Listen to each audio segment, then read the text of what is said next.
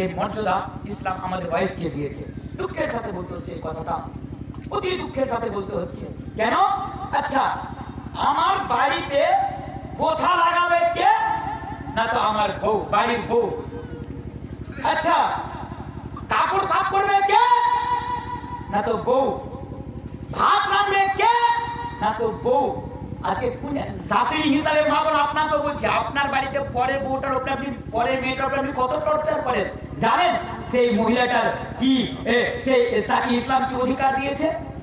আপনাকে একটা সত্যিকারী কথা বলে যাচ্ছি, বুঝতে পারবেন, তাহলে বুঝতে যাবেন কথাটা।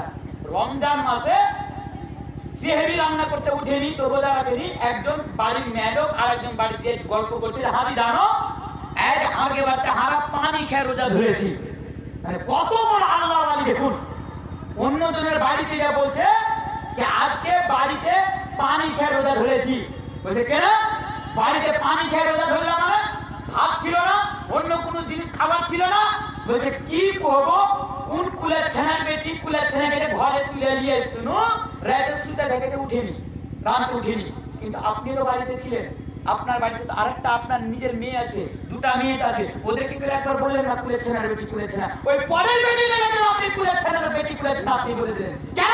সে দায়িত্ব নিয়ে এসেছে আপনার বাড়িতে উঠে উঠে সে আপনাকে রান্না করে খাবে, আর আপনি আপনার মেয়েগুলো যে বাড়িতে বসে শুয়ে মোবাইলে গান শুনে শুনে থাকবে, আর সে বাড়িতে বসে থাকবে, ও ভালো, আর আপনার বহুটা আপনার কাছে তখন খারাপ হয়ে গেল। আজকে আমাদের মেন ফিল্ডটা কোন জায়গায় দাঁড়িয়েছে দেখুন। বউ একটু অসুস্থ, পেটে লাগছে, রান্না করতে উঠিনি বলে তারা রান্না করতে উঠেনি, আর বউকে বসে কুলের ছেনা রুটি কুলের ছেনা। এ হচ্ছে আজকে আমাদের মেন্টালিটি বউ সম্পর্কে। কত দরকার আজকে বউকে নিয়ে আজকে আমাদের সমাজে। সব করবে বউ, আর বউকে কিছু একটু ভুল করলে গরু পিটা করে আমরা তখন বউকে পিটাতে শুরু করে দিলাম। বউ পিটানো মুসলমানদের কাজ। আমি হাদিসটি বলে যাচ্ছি, আপনার বাস্তব কেন আমি আপনাকে বলে যাচ্ছি আজকে। আপনি জানেন ওই লোকটা, একটা লোক দেখবেন শামসির বাজারে যে লাভ খেয়েছে, ম্যার খেয়েছে, তার মুখ থেকে একটা কথা বের হয় না, চু চু করে ম্যার খাচ্ছে। সেখানে বাড়িতে এসে তখন তাকে বলছি, আচ্ছা বউ জিজ্ঞাসা করছে, হাবো তোমার কি হয়েছে? তোমার এই ছাতের এখানটা ফাটা, এখানটা ফাটা, এখানটা ফাটা, ব্যাপারটা কি? তখন ওই লোকটা উত্তর না দিয়ে তখন বউকে বোর উপরে রাগ ঝাড়ছে, মানে বউকে পিটাচ্ছে। শামসিতে লাখ খায়ালো, সেখানে তার মুখ থেকে একটা কথা বের হলো না। আর যখন বাড়িতে এসে তখন বউটা তাকে একটু ভালো কথা জিজ্ঞাসা করলো, বউটাকে তখন গরু পিটা করে পিটাচ্ছে। এই আজকে আমাদের মেন্টালিটি। আর আমরা নিজেকে মুসলিম বলে দাবি করে রেখেছি, নিজেকে মুমিন বলে দাবি করে রেখেছি। কত দুঃখের সাথে বলতে হচ্ছে। একটা লোক বলছে, শামসিতে আপনারা আমাকে অনেকে চিনেন, শামসিতে আমার ফ্ল্যাট আছে, শামসি পুলিশ ফাঁড়ির অপোজিটে আমার ফ্ল্যাট আছে, যেখানে এখন অ্যাপোলো নার্সিং হোম হয়েছে। আপনারা চিনবেন হয়তো অ্যাপোলো নার্সিং হোম। তো একদিন বসে আছি, একটা লোক গল্পে পরিচিতের মধ্যে গল্প করতে করতে বলছে, আমার শ্বশুরের বাড়ি থেকে আমার উপরে কেস করে দিয়েছে। কেস করে দিয়েছে মানে কোন ভুল কাজ করেছেন বলে শ্বশুর বাড়ি থেকে কেস করেছে? বলছে না, কোনো ভুল কাজ করিনি, জাস্ট একটু রাগের মাথায় ছিলাম, বউকে পিটতে পিটতে কোমরের একটু হাড্ডি ভেঙে দিয়েছি, দানিশ খলিফার কাছে আছে বলে কেস করে দিয়েছি। মানে হাড্ডি ভেঙে দিয়েছি, ভুল হলো না, এটা মারতে মারতে হাড্ডি ভেঙে দিয়েছি বলে বউ পিটিয়ে খুব বড় মত। শুনুন হাদিস আমি আপনাকে বলে যাচ্ছি। আল্লাহ রাসূল জনাবে মুহাম্মদুর রাসূলুল্লাহ সাল্লাল্লাহু আলাইহি ওয়াসাল্লাম বলছেন, খায়রুকুম খায়রুকুম লিআহলিহি ওয়া আনা খায়রুকুম লিআহলি। এর মানে জানেন আল্লাহ রাসূল বলছেন, খায়রুকুম খায়রুকুম লিআহলিহি ওয়া আনা খায়রুকুম লিআহলি। তোমাদের মধ্যে সবচেয়ে অতি উত্তম মানুষ হচ্ছে সেই, তোমাদের মধ্যে সবচেয়ে অতি উত্তম ব্যক্তি হচ্ছে সেই যে ব্যক্তি তার আহলে আয়ালের নিকট অতি উত্তম, যে ব্যক্তি তার বউর কাছে অতি উত্তম। তাহলে এই হাদিসটা থেকে একটা মাসআলা বের হলো, আর সেই মাসআলাটা হলো কি? সেই মাসআলাটা হলো একটা মানুষ ততক্ষণ পর্যন্ত ভালো হতে পারে না, একটা মানুষ ততক্ষণ পর্যন্ত ভালো মুসলমান হতে পারে না, একটা মানুষ ততক্ষণ পর্যন্ত একটা ভালো মুমিন হতে পারে না, যতক্ষণ পর্যন্ত সেই মানুষ তার বউর কাছে অতি উত্তম না হবে, ওই মানুষ তার বউর নিকট একটা ভালো মানুষ না হবে, ওই মানুষ তার আহলে আয়ালের নিকট একটা ভালো মানুষ না হবে। এই কথা আমি বলে যাচ্ছি না, এই কথা আল্লাহ রাসূল বলে যাচ্ছেন। ভাইরা আমার, বন্ধুরা আমার, তাই একটা অনুরোধ করে দেবো আমি আপনাকে, ওই মানুষটার উপরে আপনারা টর্চার করেন না, যে মানুষটা আল্লাহ তাবারক ওয়া তাআলা পবিত্র কোরআনের মধ্যে বলছেন, আরে লিতাসকুনু ইলাইহা, তোমার শান্তির জন্য আমি তাকে পাঠিয়েছি, तुम्हारे आराम के लिए, सुकून के लिए, चैन के लिए मैंने तुम्हारी बीवी को पैदा किया है। लितासकुनू इलाइहा। তাই আপনাদের কাছে আমার অনুরোধ, আপনার বাড়িতে বউ থাকলে আপনারা তার উপরে টর্চার করেন না। হুন্না লিবাসুল লাকুম ওয়া আনতুম লিবাসুল লাহুন্না। পবিত্র কোরআনে আপনাকে আপনার স্ত্রীর পোশাক আর আপনার স্ত্রীকে আপনার পোশাক বলছে।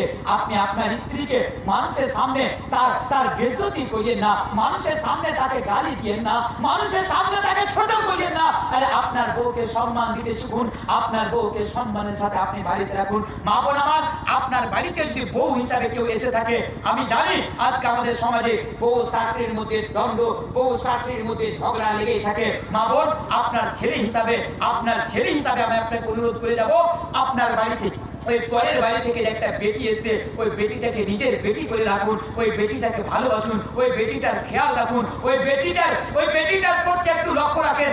আপনার বাড়িতেও বেটি আছে, আপনার বেটিও কাউরি বাড়িতে যাবে। এটা আপনাদেরকে অনুরোধ করে গেলাম, আর এটা আপনাদের অনুরোধ করে গেলাম যে বউকে আপনারা সম্মান করতে শিখুন। দ্বিতীয় নম্বর পয়েন্ট শেষ, তৃতীয় নম্বর পয়েন্টের দিকে আপনারা আসুন। তৃতীয় নম্বর পয়েন্টের সাথে এসে ইনশাআল্লাহ তাআলা আজকের মতো আমি আমার বক্তব্যকে ইতি করে চলে যাব আপনাদের এখান থেকে। প্রথম নম্বর পয়েন্ট, বেটি থাকলে ইসলাম তাকে মর্যাদা দিচ্ছে। কুন্না লাহু সিতরাম মিনান নার। আর যদি বউ থাকে তাহলে তার ব্যাপারে বলছে খায়রুকুম লিআহলিহি ওয়া আনা খায়রুকুম লিআহলি। আর যদি মা, প্রত্যেকের বাড়িতে মা আছে, আপনাদের অনুরোধ করবো আপনারা চলে যেন না, আর আমাকে 10টা মিনিট আপনারা আমাকে সময় দেন। ইনশাআল্লাহ একসাথে আমরা এখান থেকে দোয়া করে যাব।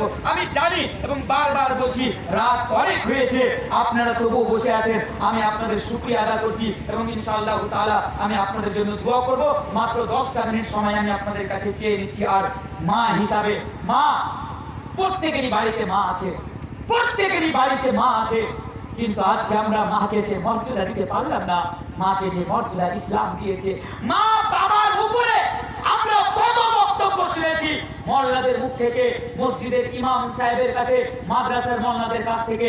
তারপরেও আমরা এত হতভাগা, আমরা এত কবল পুরা যে আমরা ওই মাকে মর্যাদা দিতে পারলাম না, ওই মাকে মর্যাদা দিতে পারলাম না। যেই মা সম্পর্কে হাদিসে বলে, আরে যেই মা সম্পর্কে ইসলাম বলে যে শুনো, তোমার উপরে পুরো পৃথিবী যদি রাজি থাকে আর তোমার মা যদি তোমার উপরে নারাজ থাকে, রিজা রাব্বি ফিজাল ওয়ালিদ ওয়া সাখাতু রাব্বি ফি সাখাতিল ওয়ালিদ। আল্লাহ এখানে বাদকেও শামিল করা হয়েছে। তবে আমার পয়েন্ট মাকে নিয়ে বলে, মায়ের উপরে বলে যাচ্ছি, আল্লাহর রাসূল বলছেন তোমার উপরে সারা পৃথিবীর মানুষ যদি রাজি থাকে, তোমার মা যদি তোমার উপরে নারাজ থাকে, তাহলে আল্লাহও তোমার উপরে নারাজ থাকবে।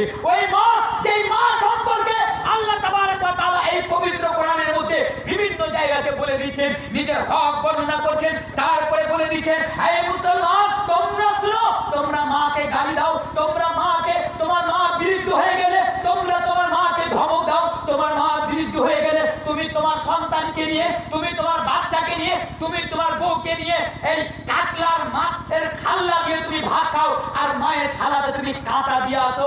ওই বউয়ের কথা শুনে, বাচ্চার কথা শুনে, উমুকের কথা শুনে তুমি তোমার মাকে বাড়ি থেকে ধমক দিয়ে বাইরে করে দাও। আরে তুমি শুনো, আল্লাহ তাবারক ওয়া তাআলা বলছেন, ইসলাম বলছেন, আল্লাহ কি বলছেন, ওয়া ক্বালা রাব্বুকা আল্লা তা'বুদু ইল্লা ইয়্যাহু বিল ওয়ালিদাইনি ইহসানা ইম্মা ইয়াবলুগুন্না ইনদাকা কিবরা আহাদুহুমা আও কিলাহুমা ফালা তাকুল লাহুমা উফিন ওয়া লা তানহারহুমা ওয়া কুল লাহুমা কাওলান কারীমা ওয়া কুল লাহুমা তানাহাদু লির রাহমা ওয়া কুর রাব্বিরহামহুমা কামা রাব্বায়ানি সাগীরা।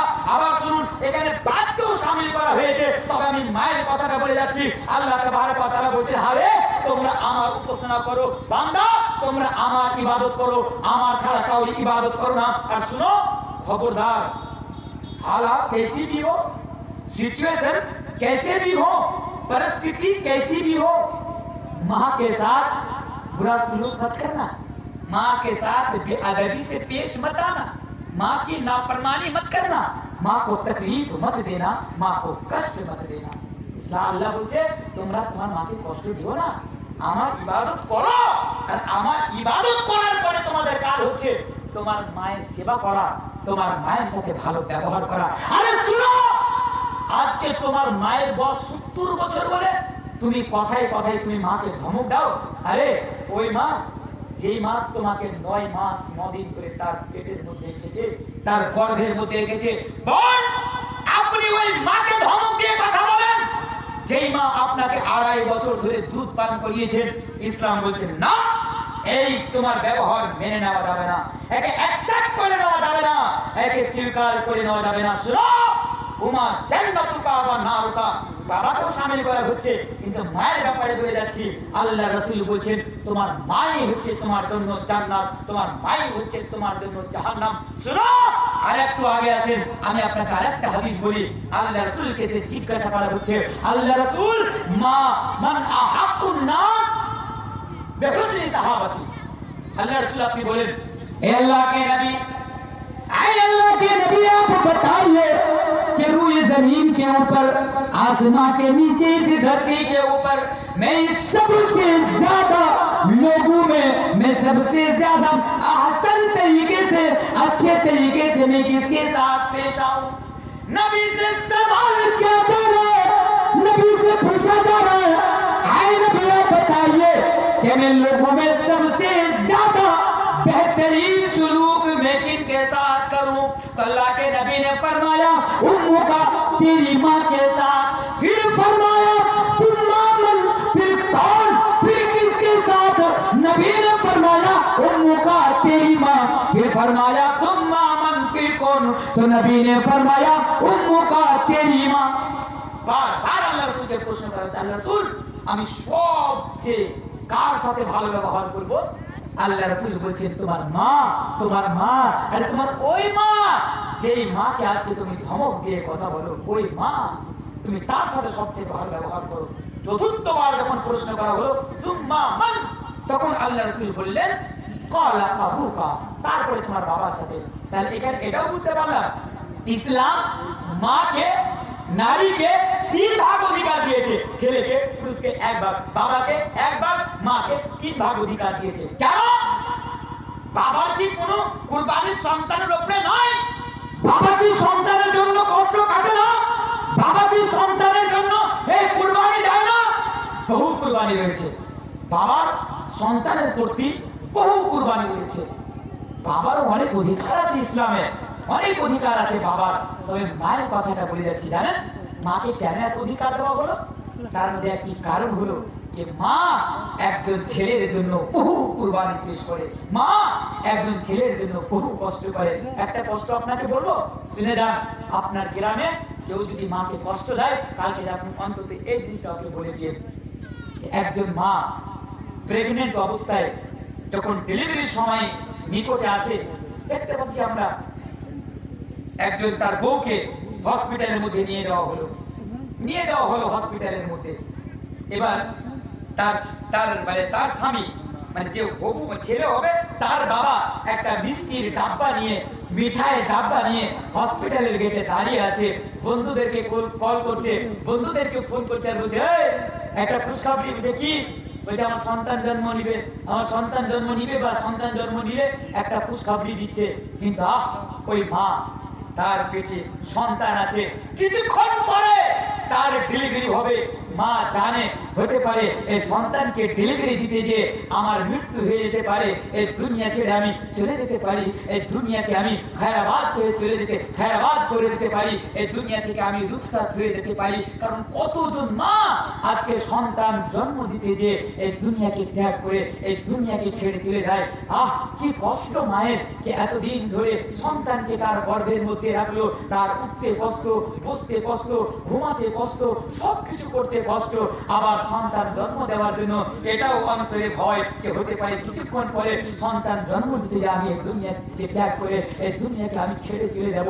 মায়ের অনেক কুরবানি রয়েছে এই ইসলামের প্রতি, একজন সন্তানের প্রতি। তাই তো ইসলাম মাকে এত অধিকার দিয়েছে। ইসলাম আপনারা মাকে কষ্ট দিয়ে না, ইসলাম মাকে অনেক মর্যাদা দিয়েছে। আরে মাকে আপনারা কষ্ট দিয়ে না, মাই হচ্ছে আপনার জান্নাত, মাই হচ্ছে আপনার জাহান্নাম। একজন হিন্দু ভাই আমাকে প্রশ্ন করছে যে আমি যখন দিল্লিতে পড়াশোনা করতাম, আমার সাথে আমার অনেক শেষ করবো, আচ্ছা 10 মিনিট, 5-10 মিনিট, রাত অনেক হচ্ছে, কারণ 12টার পরে এমনিতে জালসা শেষ হয়ে যাচ্ছে। আমি 12টা আজকে এসেছি আপনাদের সামনে, তো জাস্ট